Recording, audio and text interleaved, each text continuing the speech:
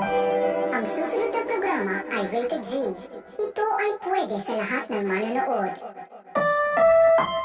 Ang susunod na pro- Ang susunod na programa ay rated G. Ito ay pwede sa lahat ng manonood. Ang susunod na pro- Ang susunod na programa ay rated G. Ito ay pwede sa lahat ng manonood. Ang susunod na pro- Ang susunod na programa ay rated G. Ito ay pwede sa lahat ng manonood. Ang susunod na pro- Ang susunod na programa ay rated G. Ito ay pwede sa lahat ng manonood. Ang susunod na pro- Ang susunod na programa ay rated G. Ito ay pwede sa lahat ng manonood. Ang susunod na pro- Ang susunod na programa ay rated G. Ito ay pwede sa lahat ng manonood. Ang susunod na pro- Ang susunod na programa ay rated G. Ito ay pwede sa lahat ng manonood. Ang susunod na pro- Ang susunod na programa ay rated G. Ito ay pwede sa lahat ng manonood. Ang susunod na pro- Ang susunod na programa ay rated G. Ito ay pwede sa lahat ng manonood. Ang susunod na pro-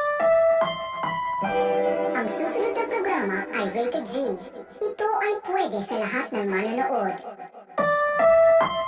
Ang susunod na pro- Ang susunod na programa ay rated G. Ito ay pwede sa lahat ng manonood. Ang susunod na pro- Ang susunod na programa ay rated G. Ito ay pwede sa lahat ng manonood. Ang susunod na pro- Ang susunod na programa ay rated G. Ito ay pwede sa lahat ng manonood. Ang susunod na pro-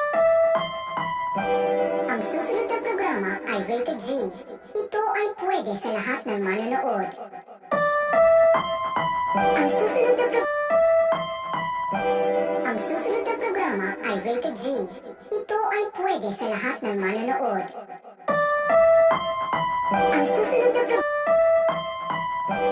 Ang susunod na programa ay rated G. Ito ay pwede sa lahat ng manonood. Ang susunod na pro- Ang susunod na programa ay rated G. Ito ay pwede sa lahat ng manonood. Ang susunod na pro- Ang susunod na programa ay rated G.